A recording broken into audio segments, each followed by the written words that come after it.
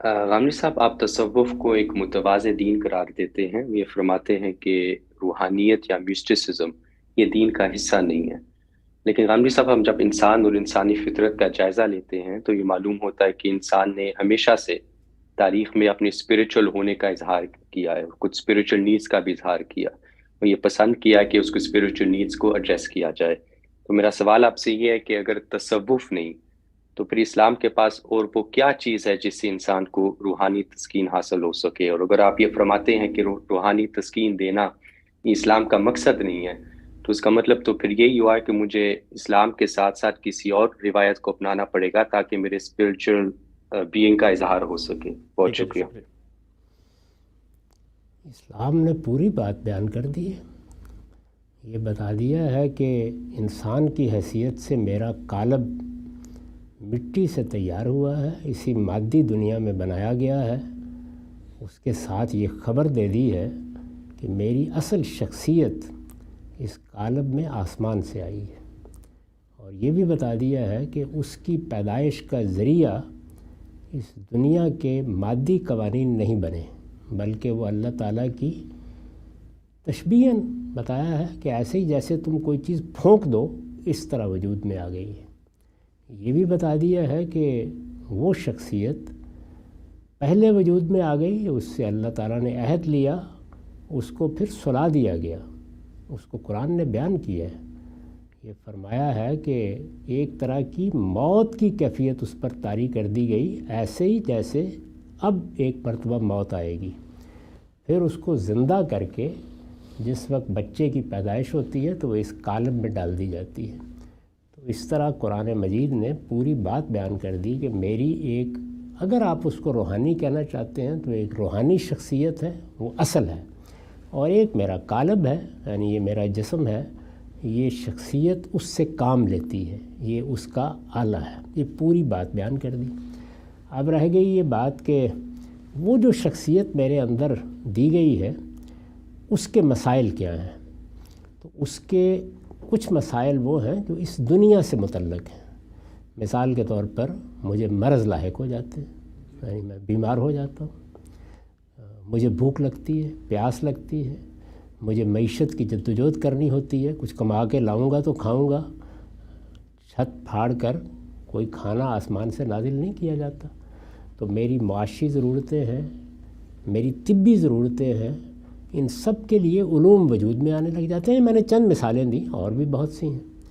میرے اندر جو شخصیت ہے اس کی تحلیل کریں تو بالکل معلوم ہو جاتا ہے کہ اس شخصیت میں حصے جمالیات ہیں، اس کی تسکین کے اسباب سامان پیدا ہوتے ہیں، فنون لطیفہ اسی سے وجود میں آئے ہیں۔ اس کے ساتھ وہ ایک عقلی شخصیت ہے، اور وہ چیزوں کی تحلیل کرتی ہے، وجودی حقائق سے آگے استنباط کرتی ہے، انفر کرتی ہے، اس سے بہت سے دوسرے علوم وجود میں آ رہے ہیں، سائنس، فلسفہ۔ اس کا تیسرا پہلو وہ ہے جس میں وہ ایک اخلاقی وجود ہے۔ مذہب کا موضوع یہ اخلاقی وجود ہے، یعنی اس اخلاقی وجود کو وہ پاکیزہ بناتا ہے اصلاً۔ اس کے ساتھ میرے اس قالب کی تطہیر بھی وہ کرتا ہے۔ قالب کی تطہیر کے لیے طہارت کے آداب ہے، میرے کھانے پینے کی تطہیر بھی کرتا ہے، اس کے لیے کھانے پینے کی چیزوں میں حلال حرام کی تفریق ہے، اور میرے اخلاقی وجود کو تو اس نے اصلاً اپنا موضوع بنایا ہے، ہر جگہ پر وہ اس کو پاکیزہ دیکھنا چاہتا ہے۔ یہ مذہب کا دائرہ ہے۔ اب اس کے بعد اگر آپ کو کوئی نفسیاتی مسئلہ لاحق ہے تو اس کے لیے بھی کوئی علم وجود میں آ جائے گا، اگر کوئی جسمانی مسئلہ لاحق ہے اس کے لیے بھی علم وجود میں آ جائے گا۔ وہ مذہب کا موضوع نہیں ہے۔ تو اگر آپ کی مراد یعنی روحانی تسکین سے نفسیاتی مسائل کا حل ہے تو جدید علم نفسیات اور قدیم علم نفسیات دونوں اسی ضرورت کے لیے وجود میں آئے ہیں۔ یہ ایسے ہی ہیں جیسے طب وجود میں آئی ہے۔ مجھے صوفیہ کے ہاں جو علم نفسیات ہے اس سے بڑی حد تک اتفاق ہے، اور میں اس علم کے لحاظ سے ان کی بڑی قدر کرتا ہوں۔ اسی وجہ سے میرے ادارے کے تصور میں پہلے دن سے یہ جملہ لکھا ہوا ہے کہ لوگوں کی ایک خانقاہ ضرورت ہے۔ یہ جو پہلو ہے اس کے لیے اہتمام کرنا چاہیے، یعنی لوگوں کو یہ تربیت چاہیے نفسیاتی لحاظ سے، لیکن اس کے آگے جو کچھ تصوف میں ہے وہ میں اب کیا عرض کر سکتا ہوں، پورے دین کو تلپٹ کر دینے کے مترادف ہے۔ یعنی تصوف کی ما بعد طبیعت سراسر شرک ہے، اس کے قریب بھی نہیں آدمی جا سکتا۔